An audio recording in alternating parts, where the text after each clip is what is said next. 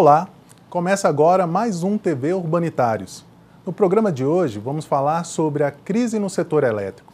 Para falar sobre esse assunto, convidamos o dirigente sindical do Steel DF e engenheiro eletricista sênior do Operador Nacional do Sistema Elétrico, Arthur Caetano, que vai falar sobre a crise hídrica que está afetando os reservatórios das hidrelétricas, a criação de CPI para investigar o setor e o sistema mercantil adotado para o setor elétrico. Arthur, seja bem-vindo.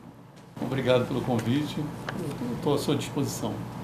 Arthur, desde o início do ano entrou em vigor o sistema de bandeiras tarifárias, que é um acréscimo de R$ 3,00 para cada 100 kWh que consumido em momentos de alto custo de geração de energia, como esse agora, em função da crise hídrica que está afetando os reservatórios. Esse acréscimo é em decorrência do acionamento das termoelétricas? Sim, Henrique. Essa bandeira tarifária, ela leva em consideração essa baixa de reservatórios e o despacho térmico, que está sendo utilizado até ao extremo, né? Nós estamos observando que, inclusive, as térmicas elas estão no despacho máximo, em sua plenitude, e elas, inclusive, elas não foram dimensionadas para isso. Era para que elas fossem acionadas em momentos assim, com uma certa aleatoriedade, e agora elas estão despachadas praticamente diariamente, continuamente. Ou seja, em função da baixa dos reservatórios. A gente observa que o reservatório da região sudeste hoje está em 17,8% de armazenamento. E em 2001, naquela crise, nós tivemos ela em torno de 21%, foi o mínimo atingido. E hoje a situação a utilização do reservatório foi plena, nós estamos com os baixos níveis. A exemplo do que aconteceu em 2001, que 2001 é um ano histórico para o setor elétrico, que foi o ano que aconteceu o apagão, onde praticamente todas as cidades do Brasil ficaram sem luz. Consequência disso foi um racionamento, um acréscimo na conta de luz de 18%, um reajuste na época, e também uma multa de até 20% no consumo para quem excedesse a quantidade estipulada na época. Você acha que agora a gente está caminhando para os problemas que aconteceram no governo do então Fernando Henrique Cardoso? É possível, como nós estamos ainda estamos num período úmido, que vai até final de abril, a gente espera torcer para que haja chuva no sistema, nos reservatórios, e a gente melhore e recupere esses reservatórios. A gente observa que nessa semana de agora houve um acréscimo de 1% no reservatório do Sudeste. O reservatório da região Sudeste Centro-Oeste é onde você tem a maior capacidade de armazenamento no sistema interligado. Ele representa quase 70% da energia armazenada do sistema interligado nacional. Então, as chuvas durante essa semana atingiram 50% da média histórica. O ideal é que essa média histórica estivesse sendo atendida, chovendo 100% da média, mas a gente observa que as chuvas estão abaixo disso. Então, a gente vai ter que fazer um acompanhamento para e passo e adotar talvez alguma política de racionalização, não de racionamento. Mas eu acho que o governo tinha que atuar no sentido de esclarecer a população a economizar mesmo energia, trocar suas lâmpadas incandescentes que ainda tem, trocar por lâmpadas mais econômicas, à base de LED, e atuar dessa maneira para que a gente faça uma redução consciente no nosso consumo. É o que se espera, Até porque o governo, ele na campanha, isso ficou muito claro, mas antes disso também o governo sempre reafirma isso, que 30 milhões de brasileiros saíram da classe C e D e ascenderam para a classe média. Isso significa comprar mais eletrodomésticos, melhor qualidade de vida, claro. mas implica no consumo de eletrodoméstico que antes eles não tinham, né? Então, aumenta o consumo também. Né? Você vê que o aumento do consumo de 2013 para 2014 na classe residencial, né, dos consumidores, houve um aumento de 6%, bem acima até do que a economia cresceu, né? Praticamente não cresceu. Bem e no acima. comércio, 7,5%. Então, nós tivemos um aumento dessa demanda e acompanhado de uma chuva irrisória nos nossos reservatórios do sistema. E a oferta tem acompanhado a demanda? O planejamento ele tem sido feito nessa tentativa, tem logrado êxito em alguns pontos. Você vê que hoje, diferentemente do que a gente tinha em 2001, nós tínhamos geração térmica. É o que eu ia te perguntar, porque em 2001 também teve uma crise hídrica muito grande. Mas segundo dados do ONS, em outubro de 2001, os reservatórios estavam com a sua capacidade máxima em 21,39%. Em outubro do ano passado, o volume registrado foi de 20,93%, abaixo de 2001. E agora, em fevereiro, segundo o próprio Operador Nacional do Sistema Elétrico, está em 17,8% a capacidade máxima, bem abaixo do que foi registrado em 2001. Certo. Por que a gente não passou até agora por um apagão como que aconteceu em 2001, se os níveis dos reservatórios estão bem abaixo do que estavam em 2001? Porque diferentemente do que ocorreu na época, houve um planejamento. Realmente algumas obras foram executadas. Hoje nós temos um parque térmico que atende 20% dessa demanda, dessa carga, né? E na época não atingia 7,5%. Então você tinha muito poucas térmicas, você não tinha eólicas. Hoje nós temos em torno de 6 mil megawatts de potência instalada em geração eólica, que representa um atendimento praticamente de 3% da nossa demanda. Então, 3% eólica. 3% eólica, nós temos 3% nuclear, em torno disso, 20% térmica e o restante está sendo atendido pela hidráulica, né? Só que realmente nós temos tido chuvas aí, nosso histórico é de 85 anos de histórico de vazões, de aferições, de aferições, de medições, né? Nós temos 85 anos. E em janeiro os índices estavam menores que a menor medida nesses 85 anos. Janeiro agora de 2015. Janeiro agora nós tivemos medições inferiores à menor medição de um histórico de 85 anos. Então por que a gente não teve um apagão como que aconteceu em 2000? Porque nós temos uma condição mais favorável em relação às térmicas. Por causa disso.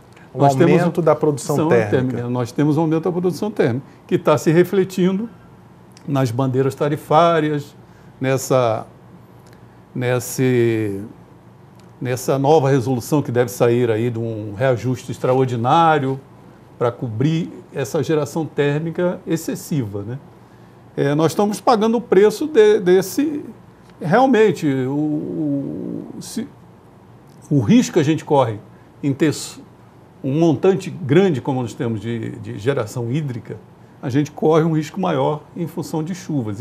E essas chuvas realmente não aconteceram, e aí o custo da energia está sendo muito maior, porque nós estamos tendo que despachar muita térmica. Mas a situação está assim, meio limítrofe, né?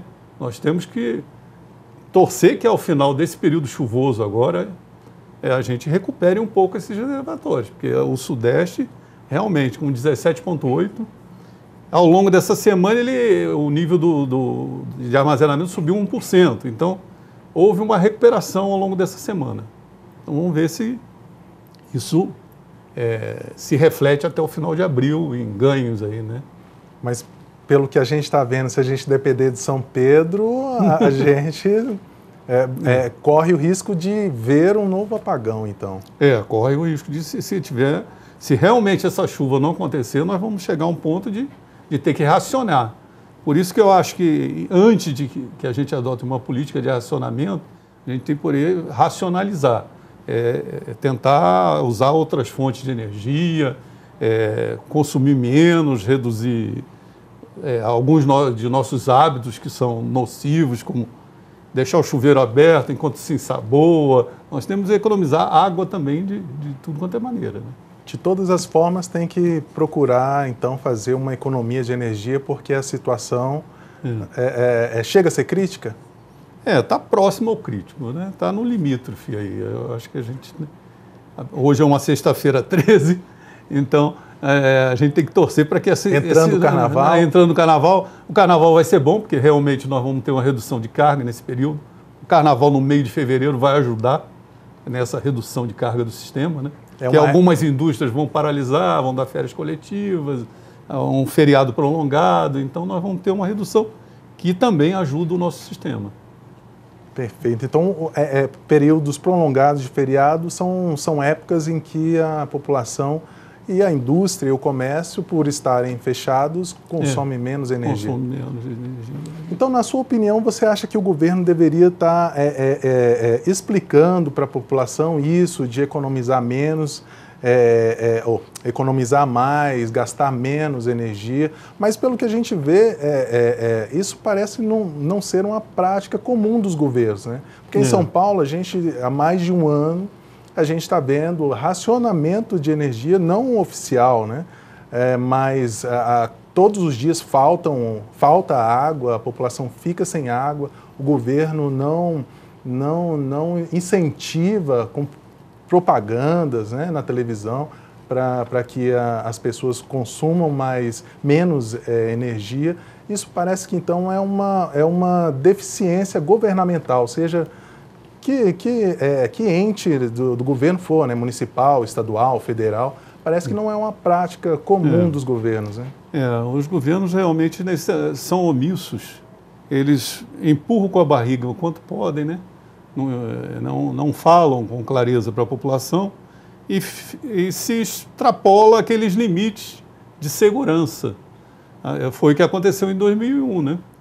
2 anos antes já se sinalizava que nós iríamos entrar numa crise energética daquelas proporções e foi deixado para a última hora. Quando chegou, teve que se adotar aquela política radical de se restringir, praticamente uma restrição forçada de 20% no consumidor do Sudeste, Sul, Sudeste e Centro-Oeste, né? Sob pena de multa, né? Se não economizar 20%, você paga a multa. Vinha multa na conta, né? E se você fosse multado consecutivamente, te cortavam a energia por 3 dias no primeiro momento, depois até 6 dias cortavam a energia da sua casa, o atendimento ao seu domicílio, né? Então foi um negócio muito radical, né? Eu espero que nós não cheguemos a uma situação dessa. Nós hoje temos uma condição bem melhor do que aquela, né, do passado. Embora os reservatórios estejam com níveis menores do que em 2001. Cada vez mais a gente tem utilizado os reservatórios ao extremo. Por exemplo, a energia, nos últimos 10 anos, nós tínhamos uma capacidade de regularização nos nossos reservatórios de em torno de 7 meses. Se ficar em torno de 7 e 8 meses, se eu ficasse sem chuva, eu conseguia atender toda a minha carga durante 8 meses. Hoje, isso daí está reduzido à metade. Está em torno de 4 meses a 4 meses e meio. Se parar totalmente a chuva e não chover, no máximo eu atendo minha demanda e depois zero os nossos reservatórios. Então, realmente, você está estressando cada vez mais os reservatórios. E o que ocorre? A política de investimento, de construção de novas usinas, tem priorizado usinas sem capacidade de armazenamento, que a gente chama de usinas a fio d'água. Então, essas usinas a fio d'água, praticamente a água que chega é a água que gera. Você não tem aquela grande bateria que seria armazenar água lá. Belo Monte atrasou bastante e também está sendo construída como usina a fio d'água. Praticamente não tem capacidade de armazenamento. O que chegar, ela vai gerar. E assim mesmo, diversos atrasos. Atrasos por política, por problemas de licenciamento ambiental, né? Problemas judiciais e até a grande mídia, que usou de artistas para pressionar politicamente o governo, as instituições, o Ministério Público, para que não saísse a obra de Belo Monte. Aí nós vamos ter que pesar. Nós queremos desenvolver, queremos ter energia, ou vamos usar abanadores para nos abanar num período quente. Aposto que a maioria dessas pessoas que fazem campanha contra as usinas também não abrem mão de ter seu ar-condicionado em casa, né? Então, realmente nós temos que decidir junto aos órgãos de governo o que a gente quer para o futuro. Você citou Belo Monte, eu acho que era importante destacar. Belo Monte, se já estivesse operando, Belo Monte vai ser, né, pelo menos é o que é dito, que ela vai ser a terceira maior hidrelétrica do mundo em termos de geração. Só ia ficar atrás de uma hidrelétrica chinesa, de Itaipu, que é a segunda, e depois Belo Monte. Ou seja, se ela já estivesse gerando energia, a gente não, provavelmente ou talvez não estivesse com esse problema de ameaça de apagão, de racionamento. Quase que certo. Realmente, se a gente já te contasse com Belo Monte no sistema, nós não estaríamos nessa situação. Entendeu? A previsão para gerar é só 2019.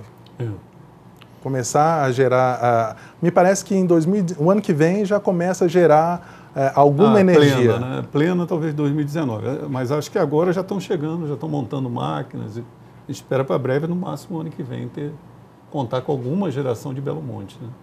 E você disse também que você mencionou os reservatórios fio d'água, né? Que são reservatórios, não são mais grandes reservatórios. A água que passa é a que gera, se tem estiagem de chuva, o rio seca, porém não gera energia. Num outro programa sobre o mesmo assunto, eu conversei com um engenheiro eletricista, ele disse que você sabe se essa é uma tendência mundial ou isso é só aqui no Brasil, onde o ambientalismo é muito forte e acaba freando ou atrasando esse tipo de empreendimento? Na verdade, não só atrasando, porque a tendência no Brasil é construir hidrelétricas fio d'água, não mais com grandes reservatórios. Você sabe se essa é uma tendência mundial ou só que vem acontecendo aqui no Brasil? Eu acho que não é tanto mundial, não. É mais a nível de Brasil, que a pressão dos ambientalistas tem sido muito grande, mas eu acho que a gente tem que levar em consideração essa avaliação, né? Porque praticamente você fica dependente de uma situação de térmica. Se você tiver só usinas a fio d'água, você não vai ter aquela regularização, aquela capacidade de armazenamento. Então, qualquer estiagem, qualquer período seco, nós vamos ter que queimar gás, óleo, carvão, e com isso também nós vamos comprometer o meio ambiente. Então, eu acho que nós temos que reavaliar essa opção, de repente trabalhar num meio termo aí, com um certo armazenamento nos nossos reservatórios, né? Nessas futuras obras. Eu já vi até alguns críticos falando que as políticas governamentais estão jogando muito culpa no ambientalista também. Na realidade, é porque o custo de investimento numa usina sem barragem, por exemplo, ou com uma barragem menor, é bem menor. Então, fica mais fácil, né? Para você, é um investimento bem menor. Então, isso financeiramente é mais viável. É mais viável. E, às vezes, não é só o problema ambiental que está sendo acarretando essa política, né?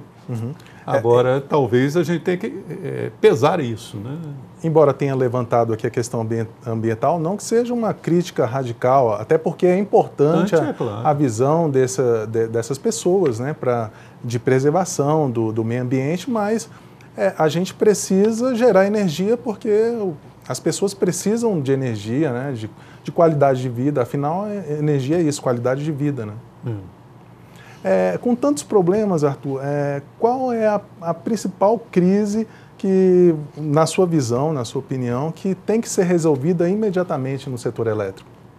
Eu acho que a crise nossa é mais em relação... Eu tenho, e meus colegas também, de sindicato e do ONS, das várias empresas que a gente trafega, e nos grupamentos políticos, a gente entende que esse modelo que está sendo em funcionamento no país não está atendendo a essa política de... Porque a energia foi entendida de uma maneira muito mercantilista, virou uma commodity, uma mercadoria que é negociada como se fosse banana. E, na realidade, a gente sabe que a energia, tanto quanto a água também, são insumos essenciais ao desenvolvimento do país, do desenvolvimento dos diversos processos produtivos, né? Praticamente a gente fica à mercê de um mercado de especulação de energia, a energia subindo assustadoramente. As previsões que a gente andou analisando aí é que a energia vai chegar para a população, os reajustes ao longo desse ano vão chegar na faixa de 40% a 70% de sobrepreço em relação ao preço atual da energia. Então, a gente enxerga isso como nocivo ao desenvolvimento do país. E nós temos regiões do nosso país que estão carentes de energia, as populações não têm condição de pagar um custo tão elevado pela energia e a indústria também que vai acabar paralisando com um preço tão elevado desse custo, né, de energia. Falando na indústria, em 2012 o governo editou uma medida provisória, a 579, né, que condicionou a redução da tarifa à renovação das concessões, né? A redução da tarifa foi boa naquela ocasião para todo mundo, para a sociedade, porque pagou menos pela tarifa, o trabalhador que teve a concessão renovada, as empresas do Grupo Eletrobras não foram privatizadas, né, dá mais segurança para o trabalhador, e reduziu ainda mais a tarifa para a indústria, né, com o propósito de gerar emprego, manter o emprego do trabalhador.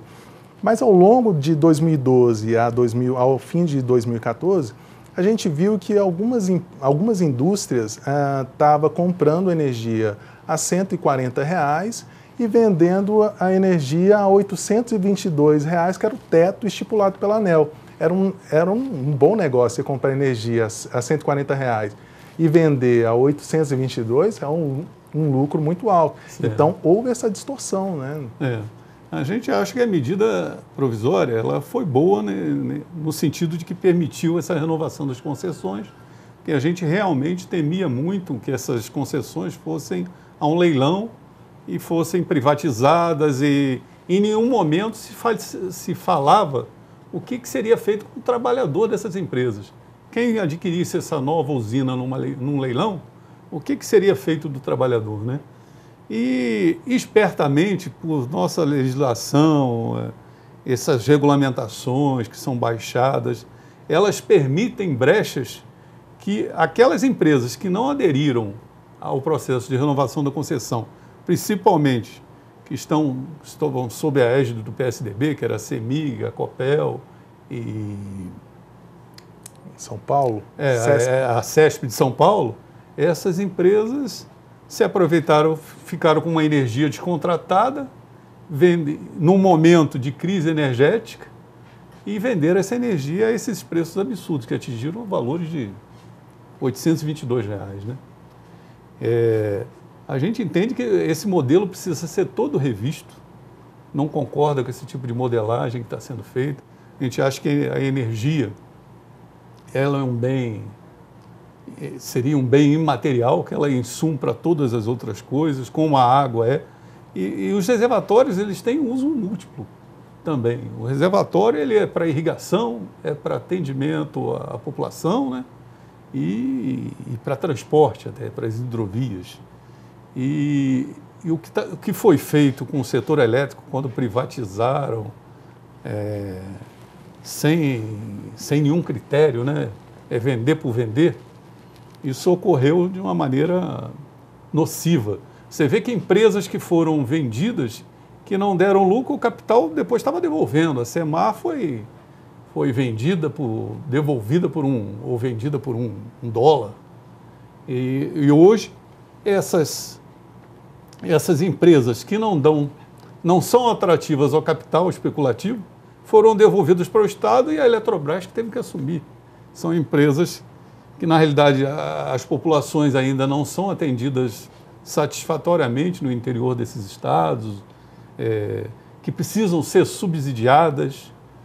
E outra coisa que a medida provisória 579 fez, ela descapitalizou totalmente as empresas do Grupo Eletrobras. Além do encargo da Eletrobras assumir as distribuidoras desses estados mais pobres, né, da federação, ainda ficou descapitalizada porque o custo de geração na renovação dessas concessões ficou para atender simplesmente manutenção e operação, quando na realidade a complexidade de uma empresa de energia é muito maior que isso, que envolve políticas sociais, envolve riscos operacionais. Então, a remuneração das empresas do Grupo Eletrobras ficou totalmente defasada da realidade. Hoje, as empresas do Grupo Eletrobras não têm como participar, talvez, de novos leilões, porque não tem como investir, não tem capital. Isso tudo é efeito da medida provisória. Só teve um lado bom, que foi realmente permitir a renovação das concessões, mas foi um remédio muito forte, quase matou o paciente, né? A dose foi forte demais, né? E como foi apontado aqui, Arthur, é possível até dizer que existe uma crise no setor elétrico hoje. Mas você acredita que para superar essa crise, a superação dessa crise passa pela criação de uma CPI, como foi criada agora recentemente pela Câmara dos Deputados? Ou você acha que isso é mais uma manobra da oposição para desgastar o governo? Eu acho que é uma manobra para desgaste, porque CPI não... Eu entendo que CPI é para apurar alguma irregularidade, um desvio, a não ser que a gente começasse a trabalhar de uma outra maneira nas CPIs. CPI para discutir o modelo, aí seria interessante. Vamos discutir um modelo, esse modelo mercantil que está aí, não está atendendo às necessidades da população, não está atendendo às necessidades que o país precisa de desenvolver sua indústria, de chegar aos grandes rincões, de tirar essa centralização que a gente tem nos grandes centros do Sudeste, da região Sul-Sudeste, e alavancar, né, a indústria, a produção nas regiões mais para o interior do país. Então, seria nesse sentido, mas CPI para... Criação de fato político? Só para gerar fato político não resolve, vai ajudar na pelo crise. Contrário, né? Não, só vem atrapalhar. Entendeu? Um problema que já é, vamos dizer, grave, né? Nós temos realmente um problema estrutural. Esse modelo precisa ser revisto. Entendeu? Inclusive, também a Câmara dos Deputados aprovou recentemente que todos os ministros, né, fossem convidados a prestar esclarecimentos. E o presidente da Casa, o Eduardo Cunha, sugere que o primeiro-ministro que vá à Câmara dos Deputados a prestar esclarecimentos seja o ministro de Minas e Energia, Eduardo Braga. Você acha que o Eduardo Braga teria alguma coisa ali para explicar em relação ao setor elétrico? Muito disso que a gente está conversando aqui, né? Eu acho que seria interessante, né? Eu acho que o Eduardo Braga, nós já tivemos um contato com ele, assim, rapidamente, para conhecê-lo e para apresentar as entidades sindicais do setor elétrico. A conversa foi muito boa, ele é um engenheiro eletricista, ele entende do setor. Então, eu acho que seria uma pessoa gabaritada para ir lá, realmente. Eu acho que ele tem que abrir o jogo, realmente, e explicar a situação, porque nós estamos passando, né, esse problema de crise energética, a dependência que a gente tem de reservatórios, né, ainda, que nós temos um potencial hidráulico bom e que é interessante ser mantido e aperfeiçoado, melhorado, explorar cada vez mais, mas que a gente vai passar por ter usinas hidrelétricas, nós vamos passar por crises realmente de escassez de água. E sempre contrabalançando despacho térmico, despacho hidráulico. Arthur, para fazer uma recapitulação aqui das ideias, porque infelizmente nosso tempo está acabando, esses problemas, com exceção da MP 579, né, que foi editada em 2012, com exceção delas, esses problemas são estruturais e não são recentes, né? Já vem de alguns anos. Só para fazer uma recapitulação, quais são esses problemas para quem nos assiste? Ficar claro para o nosso telespectador esses problemas? O principal problema, eu acho, é relativo a esse modelo, né? É um modelo que privilegia só o mercado, e eu acho que a gente tem que trabalhar no sentido de reforçar o planejamento, né? E fazer o planejamento hoje do setor está sendo feito pela EPE. Eu acho que tem que fortalecer a EPE e fortalecer também as instâncias do MME, do Ministério de Minas e Energia. Porque o que a gente observa é que parece que às vezes o que a EPE está falando não está sendo muito acatado pelo mercado, pelos agentes do setor.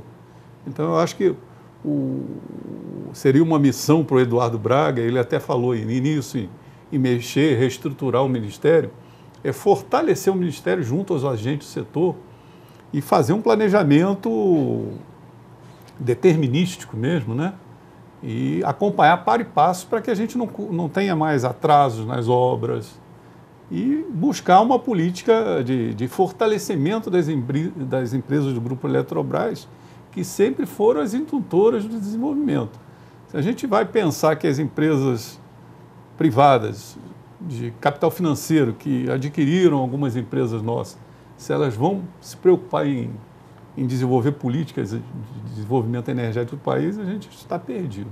Porque a gente observa que essas empresas elas só querem remeter dividendos, lucros para os seus acionistas e repatriando dinheiro, né? Então, na realidade, nós precisamos fazer uma discussão no modelo e eu acho que esse modelo tem que ser mais nacionalista. Ok. Rediscutir o modelo, esse seria o ponto principal, então. Certo. Arthur, eu queria te agradecer pela participação. Eu conversei com dirigente sindical do Steel DF, Arthur Caetano, que é engenheiro eletricista sênior do Operador Nacional do Sistema e também tem especializações em sistemas de potência pela PUC do Rio de Janeiro e gerência de operações em energia pelo Cefet do Rio de Janeiro. A gente conversou aqui sobre a crise hídrica que está afetando os reservatórios das hidrelétricas, a criação de CPI para investigar o setor elétrico e o modelo de sistema mercantil adotado no Sistema Brasileiro de Energia. Você pode rever esta e outras entrevistas em nosso site www.urbanitariosdf.org.br ou em nossa TV, em nossa página no YouTube, TV Urbanitários DF. Você também pode mandar sugestões e críticas para comunicacão@steeldf.org.br e agora pelo novo canal no WhatsApp pelo telefone 9144 8075. 9144 8075. Obrigado pela companhia e até a próxima.